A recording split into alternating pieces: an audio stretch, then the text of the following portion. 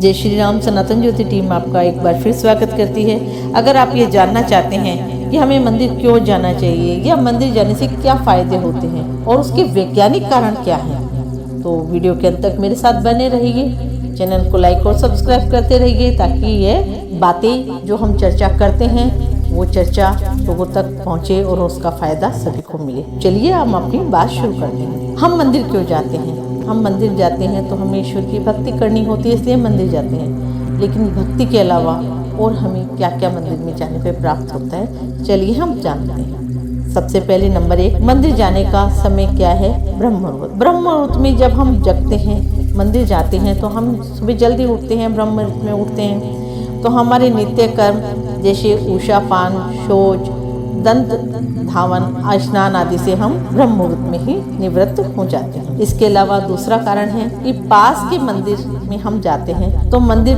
पैदल जाने से हमारा, तो हम आजकल मॉर्निंग वॉक कहते हैं, वो हो जाते हैं। प्राणवायु मिलती है।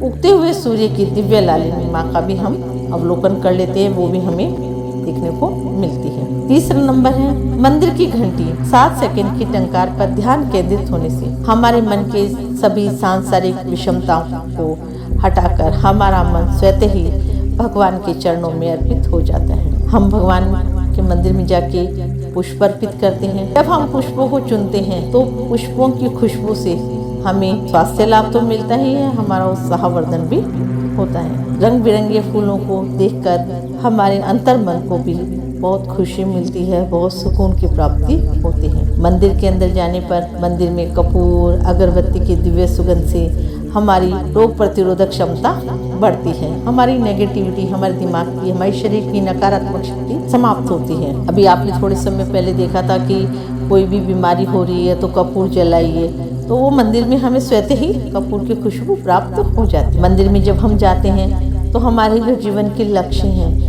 हमारे जो जीवन के उद्देश्य हैं, उनकी सफलता के लिए हम ईश्वर से आशीर्वाद मांगते हैं। तो हमारे मन में, हमारे अवचेतन मन में, दिमाग में हमारे लक्ष्यों को प्राप्त करने की एक इच्छा स्वतः ही जागृत होती है। हम सुबह उठते हैं, मंदिर जाने के लिए जाते हैं तो हम ये सोचते हैं कि भगवान से इन चीज़ों के लिए हमें आशीर्वाद प्राप्त करना है। अर्थात हम एक लिस्ट अपने कार्यों की, अपने जीवन की, आगामी समय की कार्यों की, उद्देश्यों की, लक्ष्यों की लिस्ट जो है वो स्वतः ही हम बना लेते हैं। अब जब मंदिर में हम जाते हैं, आरती करते हैं या कीर्तन करते हैं तो हम तालियां बजाते हैं। मैं भी बजाई होंगी, मैं भी बजाती हूँ। तो हमें जो है, हम डॉक्टर के पास जाके एक्यूप्रेशर कराते हैं, वो कराने की जरूरत नहीं है, क्योंकि जब हम तालियां बजाते हैं तो हमारे हाथों के, दोनों हाथों के एक्यूप्रेशर पॉइंट दबते हैं और स्वतः ही एक्यूप्रेशर का लाभ हमें मिल जाता है। आरती में हम एक छोटी सी घंटी, ताली जिसको बोलते हैं, बजाते हैं। उसको बजाने से, उससे जो हमारे हाथ के एक्यूप्रेशर पॉइंट दबते हैं, उससे हमारा पित्त दोष संतुलित हो जाता है। शायद इसी कारण से गौ माता के गले में भी घंटी बांधी जाती है, क्योंकि ये सर्वमान्य है कि गाय में पित्त की प्रवृत्ति सबसे ज्यादा पाई जाती है। आरती के दौरान हम चालीसा का जाप करते हैं, जिससे हमारी वाणी में दिव्यता आती है। ओम के उच्चारण से हमारा चित्त एकाग्र होता है। अब हमने चालीसा कर ली, अब हम आरती के बाद शंख बजाएंगे। वो शंख की जो आवाज़ होती है वो बहुत सुखदायी और स्वास्थ्यवर्धक होती है। आरती के बाद हम भारत माता की जय बोलते हैं, गंगा मैया की जय बोलते हैं, बहुत सारी हम जिसको भी हम मानते हैं उनकी जय बोलते हैं। इससे हमारी देशभक्ति की भावना भी जागृत होती है। तो मतलब हमारी भगवान की आराधना के साथ हम देश की आराधना भी कर लेते हैं। इसके बाद हम आरती के बाद ज्योत पर अपना हाथ घुमाकर अग्नि स्पर्श करते हैं। इससे हमारी कोशिकाओं की दिव्य उष्णता मिलती है और हमारे भीतर पल रहे सभी जीवाणु संक्रमण समाप्त हो जाते हैं। अर्थात जिस चीज़ को हम आज सैनिटाइज करने कहते हैं, वो हमारे पूर्वजों ने आरती लेने के दौरान अग्नि पर हाथ फैलाने से हमारे हाथ स्वतः ही सैनिटाइज हो रहे हैं। लेकिन हम इस चीज़ को भूल चुके हैं शायद, जिसको पुनः स्मरण करने की आवश्यकता है। अब हमने अपने हाथ ज्योत पर हाथ फेरने के बाद हम अपनी हल्की गर्म हथेलियों को आँखों पर लगाते हैं। यह गर्माहट से हमारी आँखों के पीछे के सूक्ष्म रक्त वाहिकाओं को खोल देती है और उनमें ज़्यादा रक्त प्रवाहित होने लगता है, जिससे हमारी आँखों की ज्योति में वृद्धि होती है। ज्योत पर हथेली रखना हमारे द्वारा हुई सभी भूल चूक के प्रायश्चित का प्रतीक माना जाता है। पुष्प आरती हो गई, जोत ले ली। अब हम दंडवत होकर माथा धरती पर लगाते हैं तो हमारा घमंड चूर चूर होकर धरती में समाहित हो जाता है। और ये एक योग भी हो गया कि हम खड़े थे, फिर हम बैठे और हमने दंडवत किया, तो हमारे योग की एक चीज जो है, एक प्रक्रिया भी पूरी हुई। भगवान के दर्शन मंदिर में करने के बाद हमको तुलसी, चरणामृत और प्रसाद मिलता है। चरणामृत एक दिव्य पेय होता है जिसमें गाय का दूध, दही, शहद, मिश्री, गंगा जल और तुलसी से बना विशेष धातु के बर्तन में रखा हुआ हमारा चरणामृत होता है।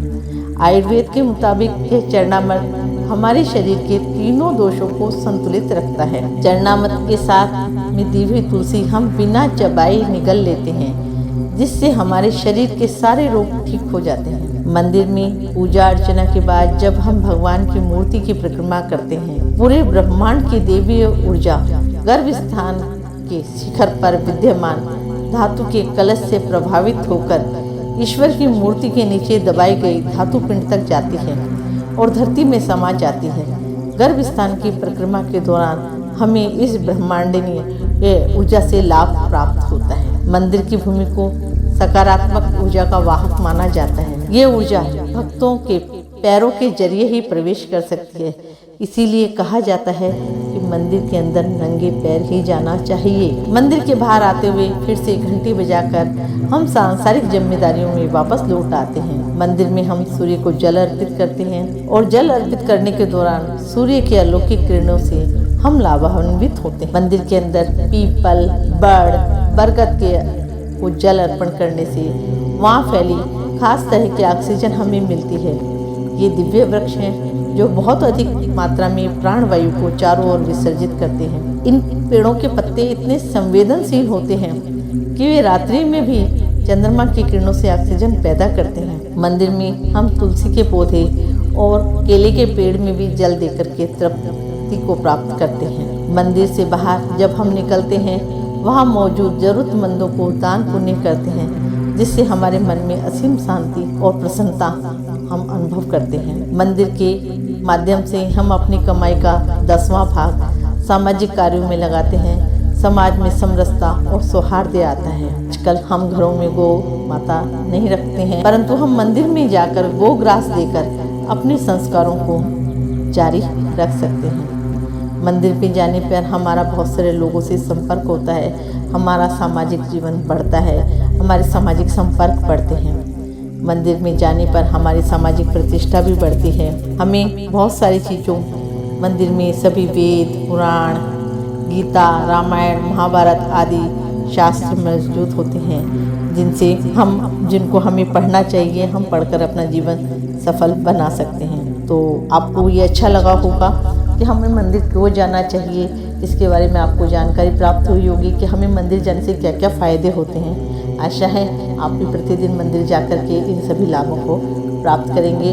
आप अपनी आध्यात्मिक उन्नति के साथ आप अपना स्वास्थ्य भी सही रख पाएंगे, आपके सामाजिक संपर्क भी बढ़ेंगे, आपको मन की शांति भी प्राप्त होगी। इसी भावना के साथ मैं आपसे आशा करती हूँ कि आपको बहुत अच्छा लगा होगा मेरे साथ आज, और आप चैनल को लाइक और सब्सक्राइब कीजिए। फिर मिलती हूँ एक नई चर्चा और एक नए विषय के साथ। धन्यवाद।